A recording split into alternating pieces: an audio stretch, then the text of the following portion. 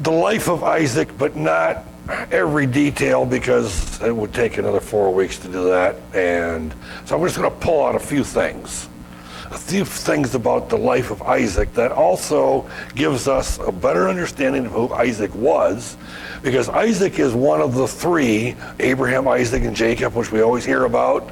We think of Abraham, the great father of faith, the one who was willing to sacrifice his son, who was Isaac. And we think of Jacob, I say he was the one that had the 12 sons that became the 12 tribes. We think of Isaac and say, who was he? I mean, we really don't know much about him. What kind of a character was he? Was he a good guy? Was he kind of on the fence? Where was his faith walk? Did God talk to him or didn't he? We really don't know a whole lot about Isaac. We know a few little stories, but we really don't get a good understanding of who Isaac is. And once we do that, then we can see how that actually reflects on us. So, just to start with, Isaac was a good guy. He really was. He was very quiet. And he was very meek. He was a mild person. He did not like conflict.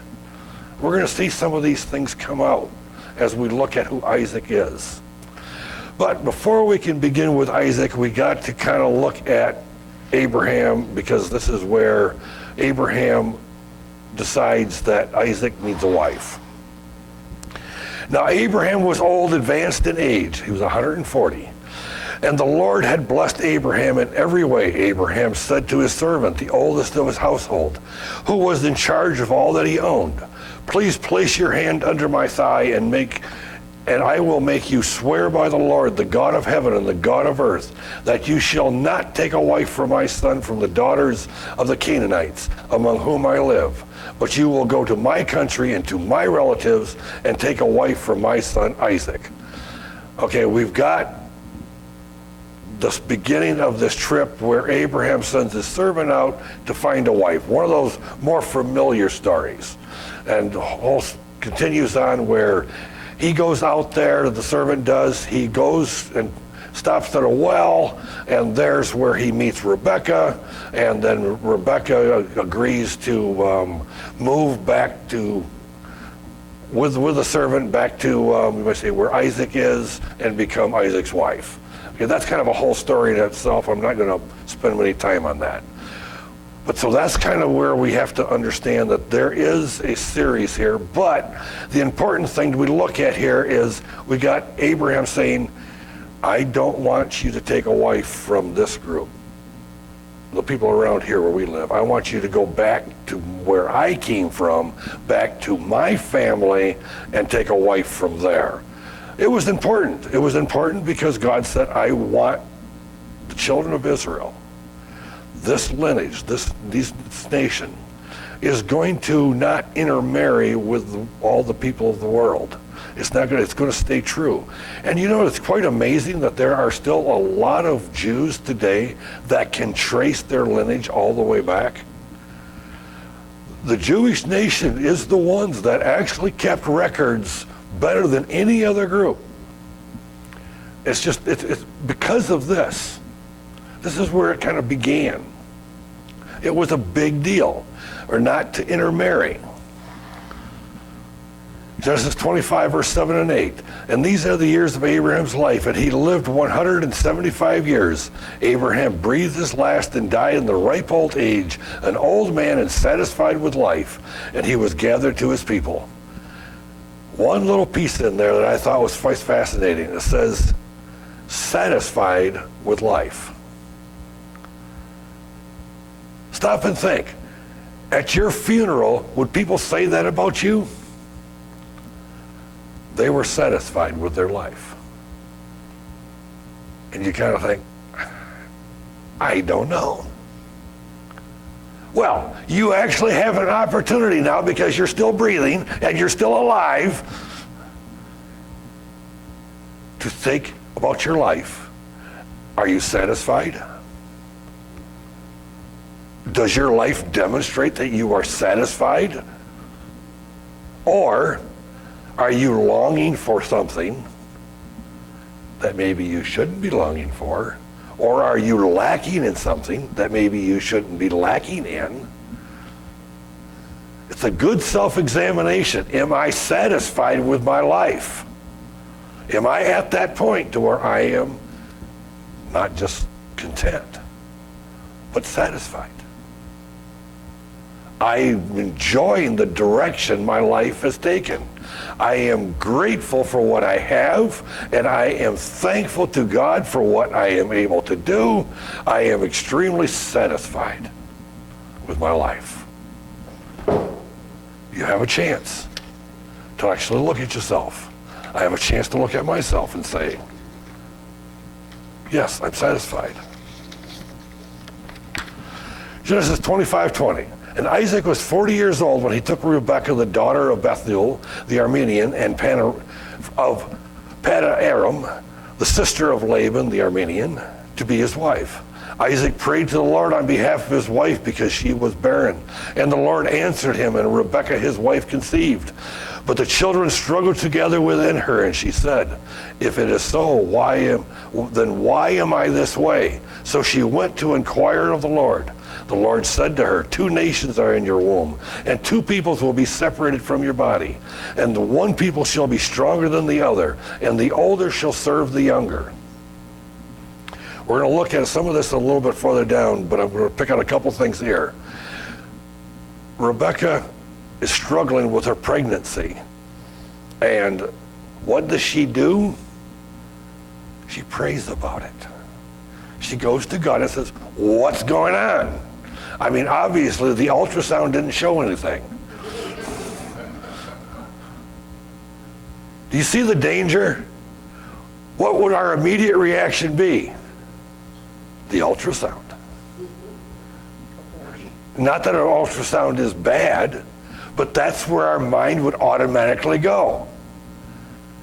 Are we satisfied with ourselves? That my mind would have automatically gone to, Lord, what's going on? And he says, go get an ultrasound and you'll find out.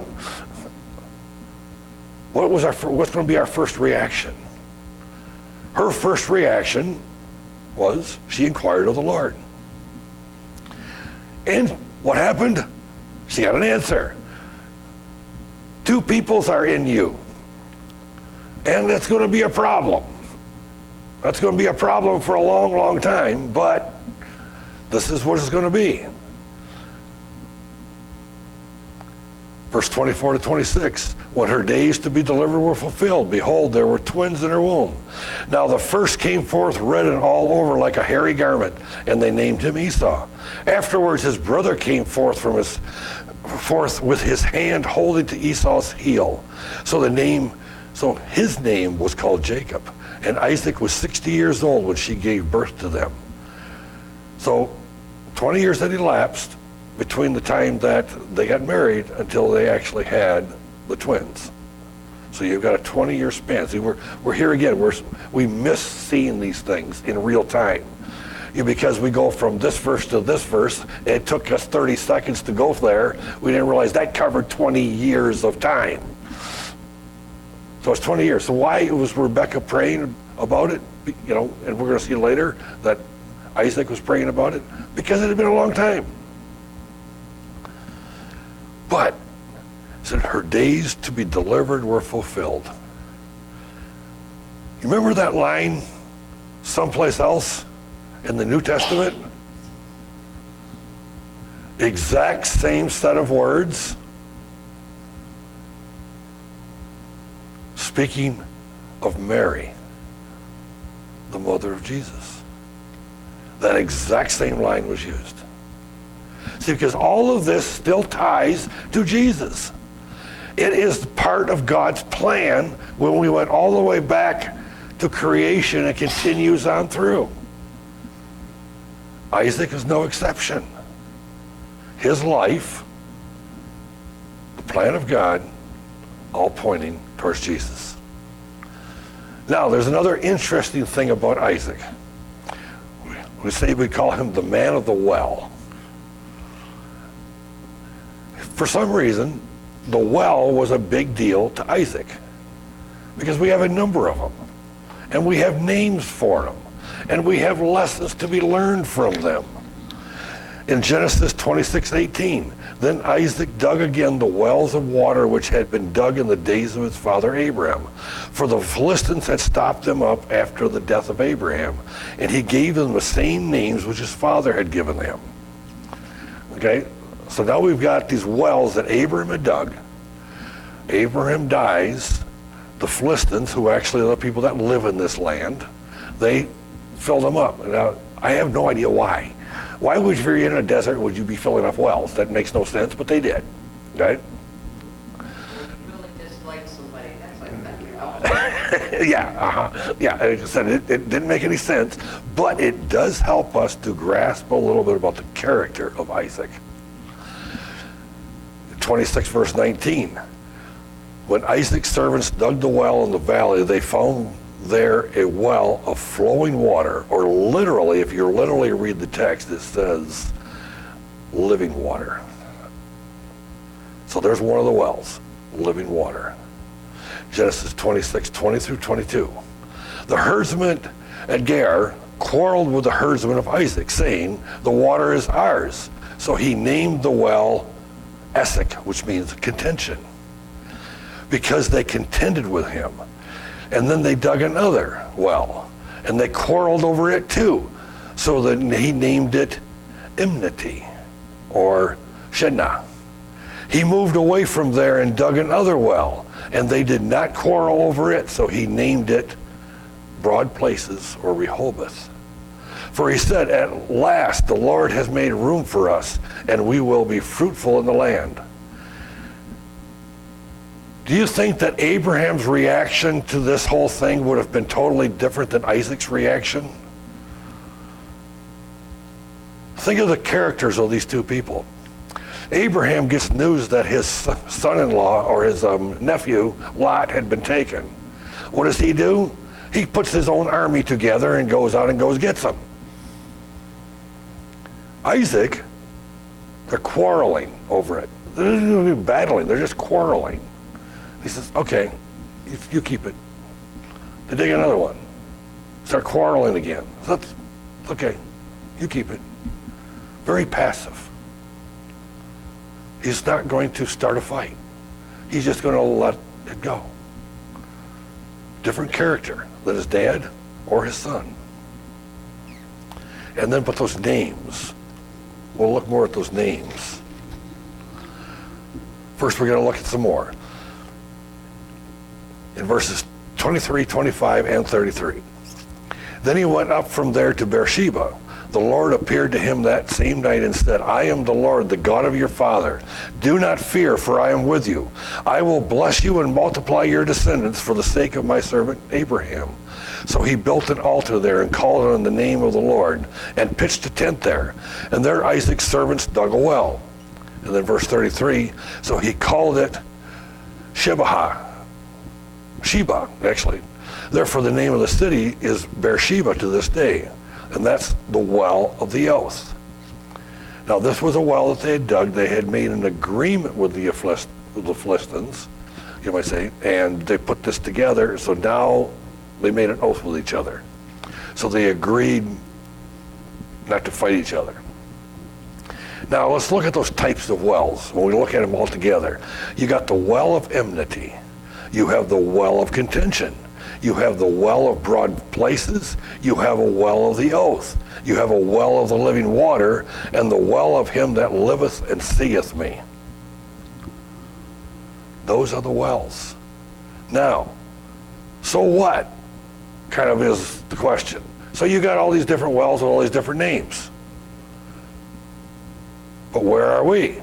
Are we the well of enmity? Is that what's flowing up from us? Or are we contention? Is that what flows out of us? Broad places, oath, living water. or the well of him that liveth and seeth me? Is what flowing out of me my God and my Savior? Is that what's flowing from me? And notice there's kind of a progression. We have all these different things. And what's flowing out of us is what is teaching us of how we can get to that becoming that him that liveth and seeth me, because we have the living water. That living water is Christ. That gets rid of the contention, the enmity. All these things go away. Now, how do we know that about Isaac? Isaac, Genesis 24, verse 63. Isaac went out to meditate in the field toward evening, and he lifted his eyes and looked, and behold, camels were coming. Now, this particular verse is talking about when Rebekah is coming to move over by him. Okay, she's agreed to become his wife, and they're traveling back. The servant of Abraham is taking them back, and what's Isaac doing? He's out in the field meditating or praying. Well, again, the character of him. So what's he doing? The first thing he sees, the first thing she sees, is her new husband is a man of prayer. See how this all ties into our Father's Day? It does. Isaac is a good example as a Father's Day figure. And we never think of Isaac that way. We always think of that strong Abraham type, you might say, or maybe even a Samson type. Probably not. Genesis 25:21. Isaac prayed to the Lord on behalf of his wife because she was barren, and the Lord answered him, and Rebekah, his wife, conceived. See, not only did Rebekah pray after she got pregnant with twins, before Isaac was praying for her. The first meeting starts off with Isaac praying. The next time we see it, we see Isaac praying for her. As a father, as a husband, are we praying for our family? Are we using the example of an Isaac, the one who has no desire for contention, the one who is willing to just let things alone at times? Suffer the loss, but not stop his faith, not stop believing, not stopping trusting. A good father, a good man. Genesis 26, verses 1, 2, 6, and 7. Now there was a famine in the land besides the previous famine that had occurred in the days of Abraham. So remember the famine that occurred with Abraham, and Abraham went down to Egypt? This clearly telling us it's not the same one. This is a different one. So Isaac went to Gerar to Abimelech, the king of the Philistines. The Lord appeared to him and said, "Do not go down to Egypt, stay in the land of which I shall tell you." So Isaac lived in Gerar. When the men of the place asked about his wife, he said, "She's my sister," for he was afraid to say my wife, thinking the men of the place might kill me on account of Rebekah, for she is beautiful. Now there's a familiar story. Okay? You think that the son would have learned something from his father. Yeah, he learned to make the same mistake. Abraham did that with Sarah when they went down to Egypt because of the famine. Isaac is told not to go down to Egypt, but he does go to a different place, and because of the famine, but he does the same thing. He says, I'm going to say she's my sister. But the sins of the father. Are we teaching our children things by what we do and how we act that's going to cause them to make the same mistakes that we are making? Abraham, with no doubt about it whatsoever, that Abraham was a man of God. There's no question about it.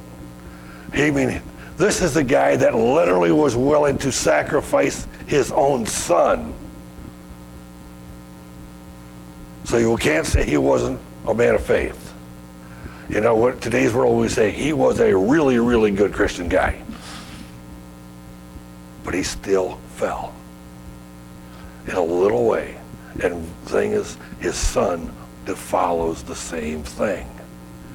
The influence that fathers have on children is tremendous. Some of us are past that. Some of us have got to the point to where, no, we've messed up. We have given them all kinds of wrong direction over the years. But you still have from now until God calls you home to change it, to work on it, to demonstrate what it means to be a man of God, genuinely, truly. Why did God say, do not go down to Egypt, stay in the land? See, Abraham left the promised land. Jacob left the promised land. Isaac never did. Isaac is the only one of the three that never left the promised land. He was born there, he died there, he lived there. His traveling that he did never went outside of those borders. See, God realizes that we are going to be drawn into this and into that. But he says, stay. Just stay firm.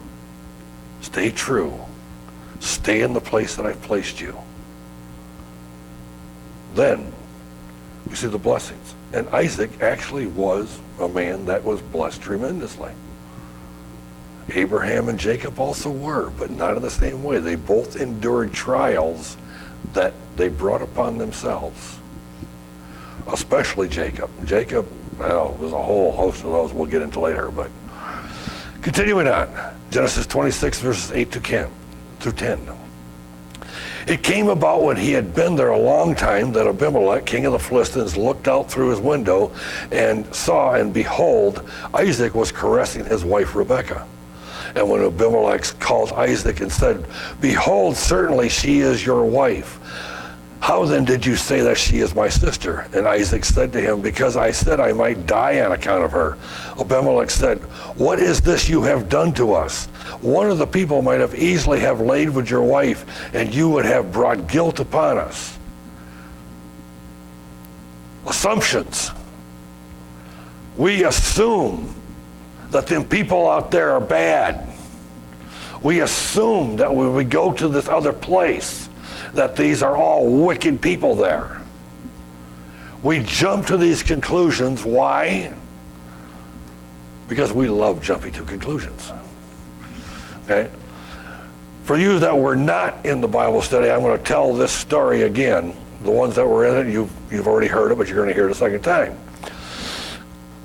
Probably a week ago or whatever, I'm on one of these webinars learning that actually is Christian Aid puts out. So you get, actually it's an interview along with a bunch of pictures and stuff of different mission projects that are going on around the world. Now this last one was talking about and giving us information on the work that's being done in the Amazon jungles. Okay, we're all familiar with the pictures that our minds automatically go to because we watch the National Geographic Channel or the History Channel or whatever, and we see all these people out there in the jungles, you might say, and they've got these feather hats on their head and woven stuff on their head, and their faces are painted, and and they're either half naked or totally naked. That's just the automatic picture we see. Well, when they were doing the webinar and they were showing the pictures of all these people from a number of different areas around coming together. And these people were coming together for what? To worship. They looked just like those pictures you got in your head. But these were Christians. There is a revival going on in this world like we almost can't believe. that revival is going on in the Amazon jungle, in China, in India, other parts of Asia, actually even in Russia, and believe it or not, in North Korea. There is a revival taking place around this world, everywhere except for North America and Europe. Why? We've had all the opportunities in the world. We have all the knowledge, all the information, and yet we've turned. As a people, we've turned away. For a lot of the people groups, this is brand new to them. They don't have no heritage, I say going back that their great parents, great grandparents, centuries back, it's not there because they never heard the gospel. They're hearing it for the first time. And they're responding by the millions, not the hundreds, not the thousands, by the millions. It is just amazing. But we watch those pictures of those people in the Amazon jungle, and our mind automatically goes to, these are savages. Do you see what happened with Isaac? He's going to the Philistines. These are savages. Why do you think they cared about if that was his wife or his sister? Look at that last line.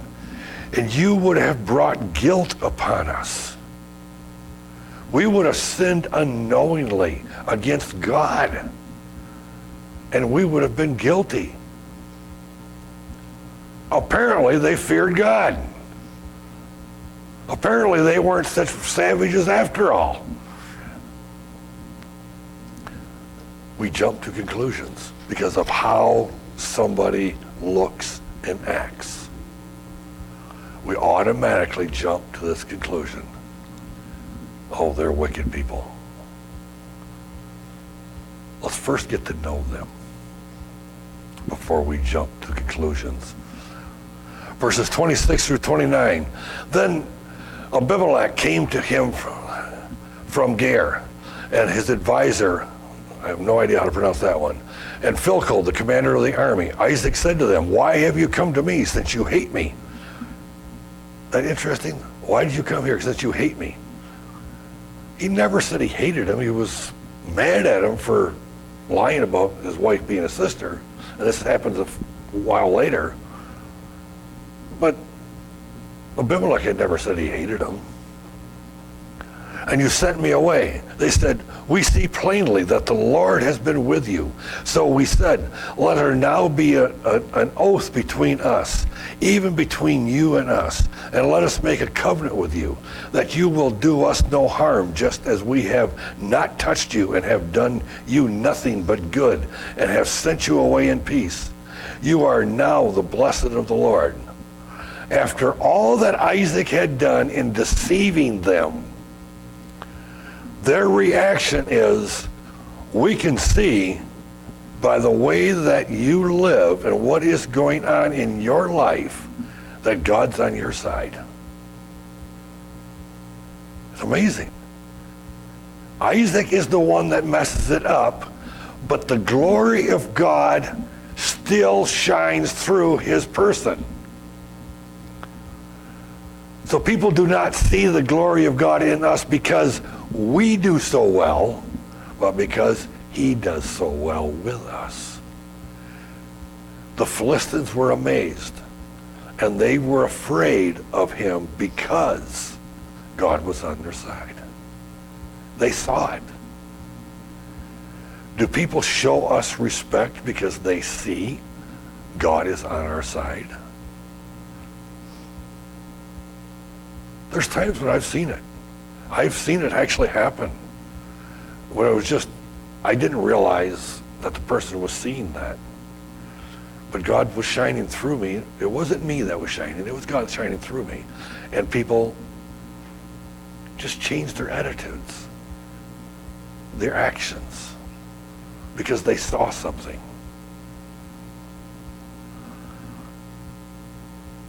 Genesis 27, verses 1 through 4.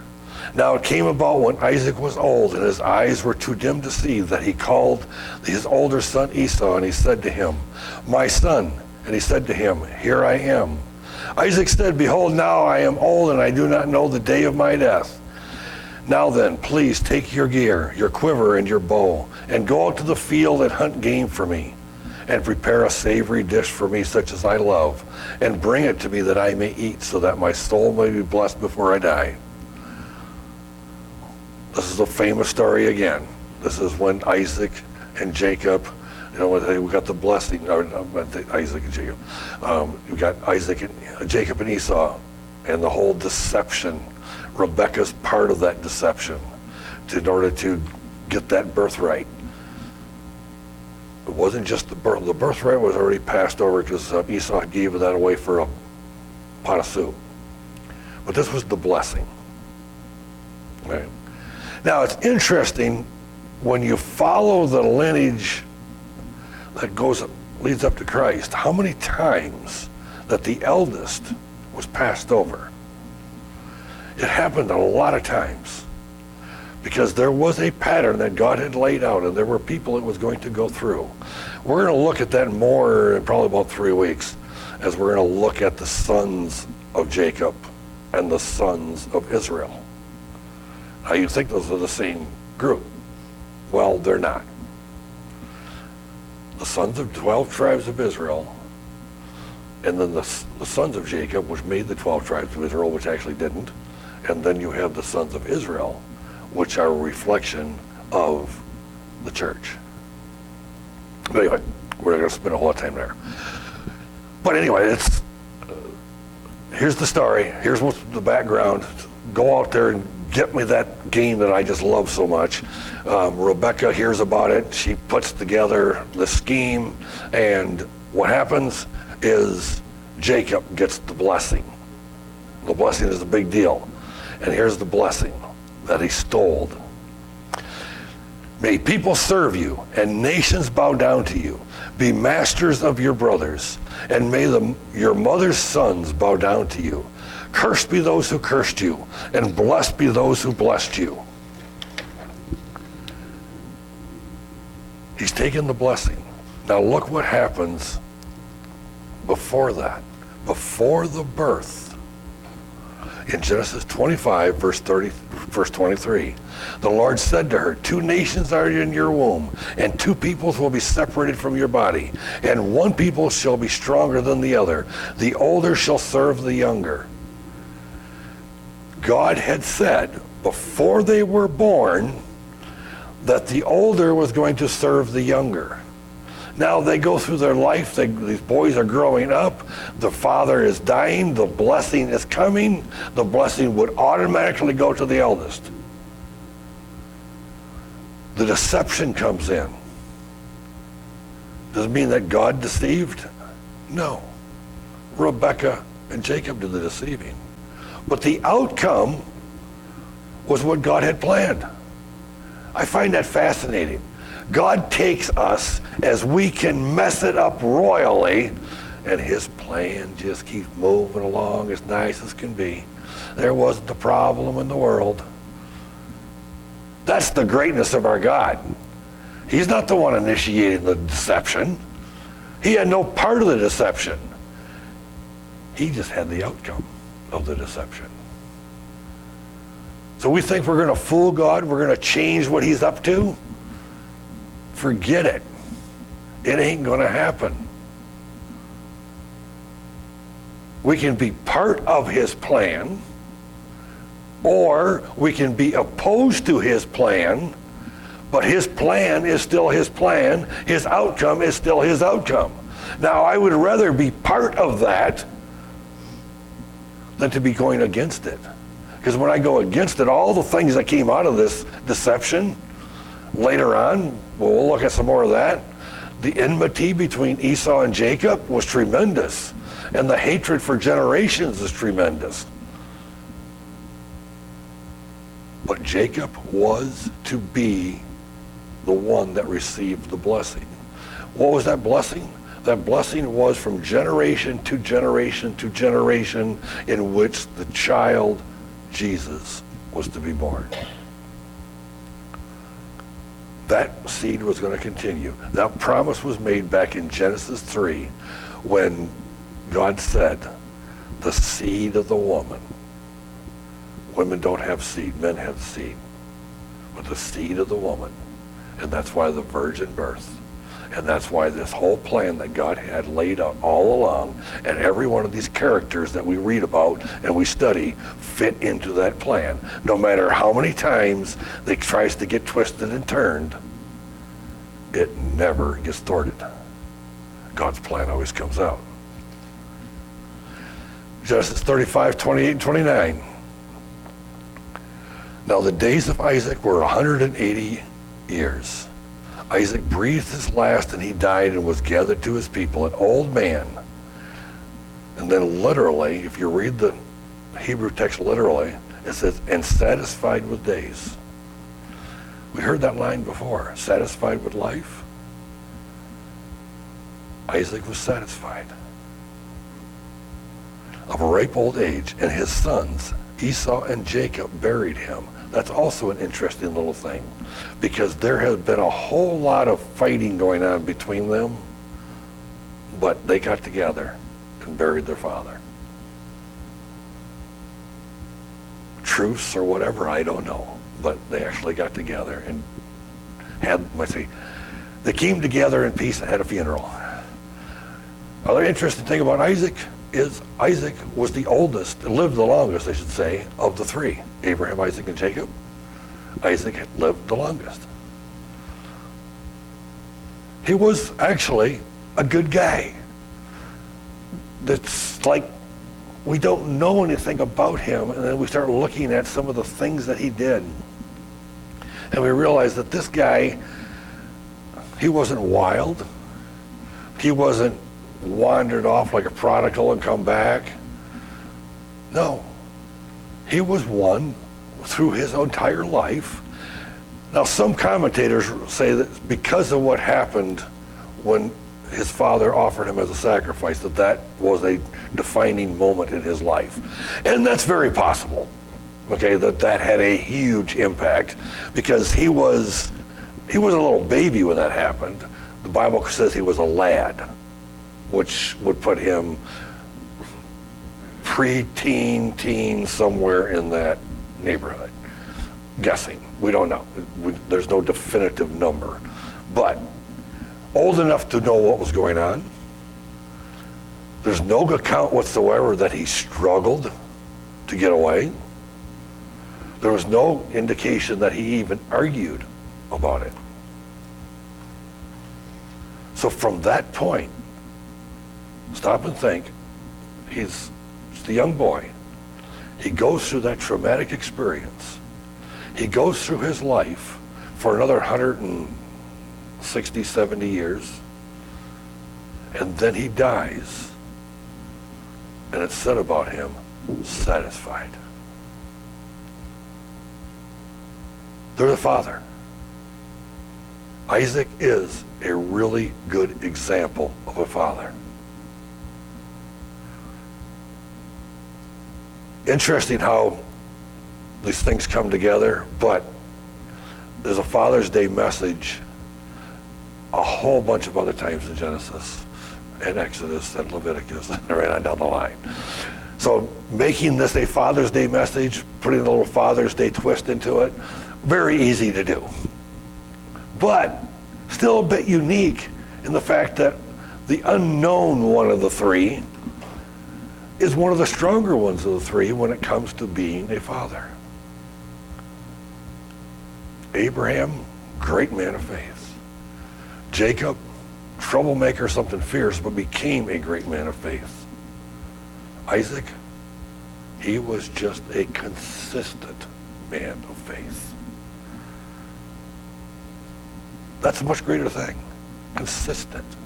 It didn't change. It wasn't from here to there. It was satisfied. If you learn nothing else, look at your life, say, am I satisfied?